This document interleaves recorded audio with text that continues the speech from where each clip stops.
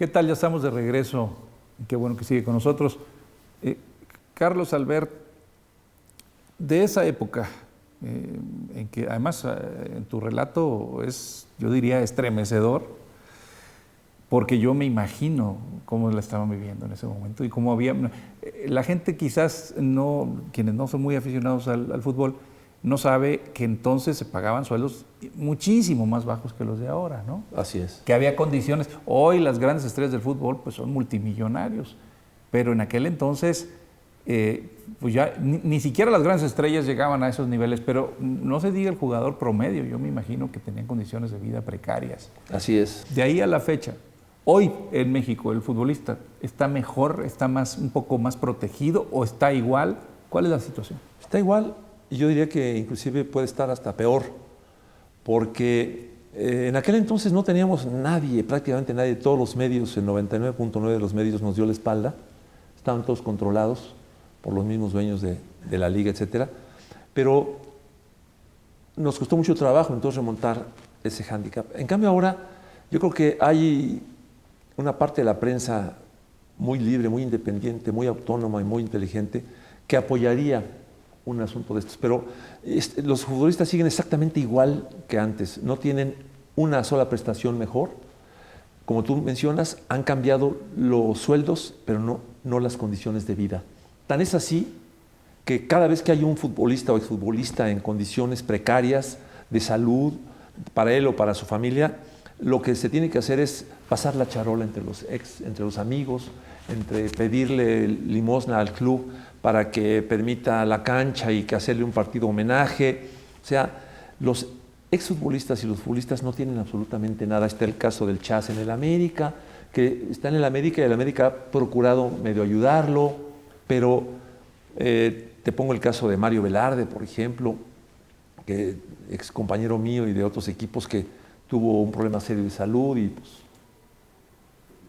no se le pudo ayudar. La Calaca González, un jugador de selección nacional, íntimo amigo mío, que también tuvo cáncer y que tuvimos que andar haciendo, Pumas no quiso ni prestar la cancha para un homenaje. O sea, los futbolistas en este momento, si algo les pasa, están sujetos, totalmente desamparados. Es una situación vergonzosa la de los futbolistas profesionales. ¿Cómo es en otros países? ¿Hay sindicatos? ¿Cómo funciona en países de primer mundo? Hay sindicatos y países de segundo mundo, pero de primer mundo futbolístico. Como Argentina tiene un sindicato muy fuerte, Inglaterra tiene un sindicato, en España hay un sindicato, en Alemania hay un sindicato, en Uruguay también. O sea, lo que pasa es que en México la palabra sindicato está muy satanizada, pero podríamos cambiarla por la unión o asociación y sería el concepto. Ahora, ¿por qué nosotros escogimos el sindicato? Porque, Agustín, era la única figura laboral, la única que nos daba la oportunidad de poder pelear por nuestros derechos en caso de que fuéramos ignorados. No había otra. Una sociedad civil, te dicen que no y no puedes hacer nada. Entonces, por él acudimos, intuimos que no nos iban a recibir bien y escogimos la figura del sindicato, pero fue por eso, y bueno, y tan efectivamente sucedió eso, que hacemos el sindicato, hacemos una campaña fuerte para darnos a conocer, extenderle la mano a todos, a los directivos, a la federación, hacemos un cóctel de invitación, nos dejan colgados todos, no ve a nadie, insistimos por la buena, los buscamos, nos ignoran, se burlan de nosotros, y cuando ya no había más remedio fuimos a la huelga. Hicimos huelga, pusimos las banderas rojinegras en CU, en los campos de entrenamiento del Necaxa, pusimos las banderas y nos fuimos a la huelga. La huelga existió. En esos 2 meses que duró el sindicato. Y sí, exactamente. Y en ese momento nos fuimos a nuestra oficina pequeñita que teníamos y tal y como sucedió, nos manda a hablar el regente de la ciudad, señor Sentíes, nos habla por teléfono. Oiga, ¿qué está pasando?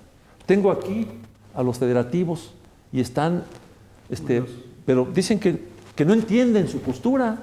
Vengan, por favor, yo voy a ser el mediador. Ahí vamos, nos sentamos en la sala enorme del regente y ahí estaban Cañedo, Lebrija, todos los federativos. Fuimos 4 de la mesa directiva y los abogados, nos sentamos, nos ofrecen la mano, nos dicen que estaban extrañadísimos, que por qué llegamos a estos extremos, que están dispuestos a charlar con nosotros, que por favor. Entonces el señor Santilli dice, se van a poner de acuerdo aquí, pues, si los señores quieren, no nos han recibido, nos han hecho esto y esto. No, hombre, Carlos, ¿cómo crees? Me dice Cañedo. Entonces, por favor, señores, hablen y quiten las banderas rojinegras y aquí nos arreglamos ahorita, dice Santilli. Hablamos, quiten las banderas, esto va por buen camino. En cuanto nos ofrecieron que nos iban a recibir, ¿qué íbamos a hablar? A los 10 minutos, champaña, brindamos con los señores directivos de la federación y todo. ¿Ya se arregló? Sí, ya se arregló. Hasta luego, muchas gracias, don Octavio, nos vamos. En la puerta de esa gran sala de juntas, en la puerta, coincido con Cañedo, se voltea y me dice, ¿y tú crees que les vamos a hacer caso? Estás jodido. Ay, caray. En la puerta. En ese momento nos dimos cuenta de que nos habían chamaqueado. Y nos chamaquearon, efectivamente. Salimos de ahí, jamás nos volvieron a pelar. Jamás. Y ya no había forma de hacer una recampaña otra vez con lo mismo y las mismas argumentaciones. Entonces, a partir de ahí, pum, pum, pum, pum, corrieron a 3, corrieron a 4, nos corrieron a 5 y el sindicato murió por inanición. Pero así fue, nos traicionaron, nos chamaquearon, pero hicimos una huelga tratando de reivindicar la profesión del futbolista. Nosotros los que vemos los partidos, que no nos dedicamos a eso, que no conocemos el deporte por dentro, nos imaginamos que hay corrupción. Tiene que haberla, la hay en todos los aspectos y ámbitos de la vida nacional. Pero en el fútbol, ¿cómo se manifiesta la corrupción?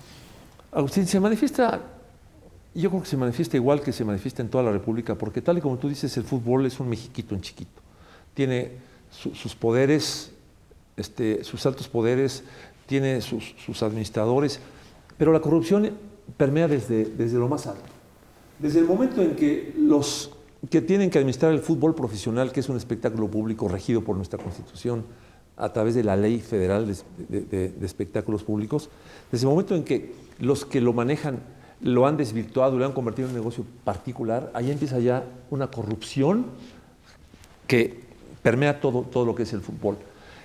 Porque la Federación Mexicana de Fútbol, en lugar de cumplir con sus estatutos que dicen que la Federación Mexicana de Fútbol tiene como objetivo principal el difundir y promover el fútbol, bla, bla, bla, bla, bla, y que no lo hace, sino que se ha, insisto, dedicado a convertir al fútbol profesional en una dependencia de una gran televisora, ahí empieza la corrupción. Ahora, hay corrupción porque, así para ser muy concretos, no hay transparencia.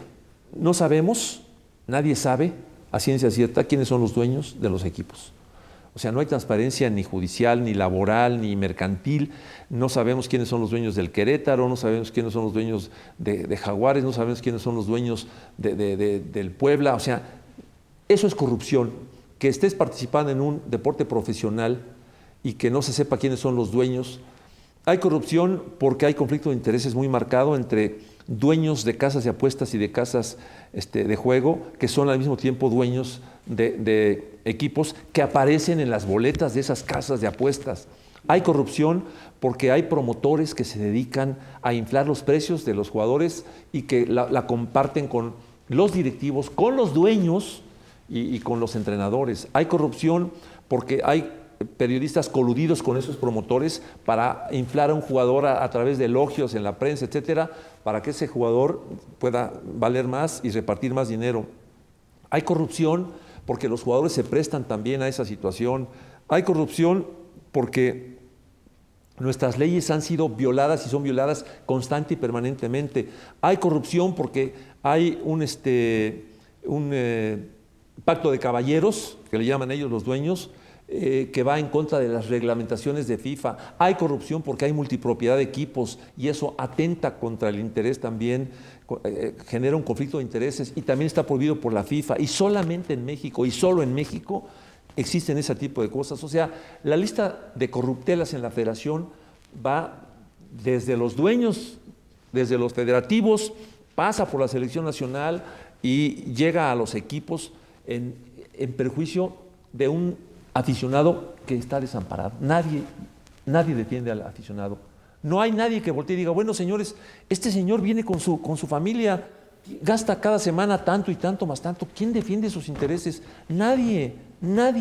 El gobierno le ha entregado el fútbol a las televisoras con tal de que las televisoras lo apoyen a él, al gobierno en otras cosas y pues el clásico pan y circo. Pero la corrupción existe todos los días y es palpable, tal y como todos los días hay cientos de policías recibiendo mordida, todos los días en el fútbol mexicano se reparte dinero por abajo del agua, por compras, por rentas, por mil cosas. Hay una corrupción terrible, Agustín. Tenemos que hacer otra pausa, Carlos.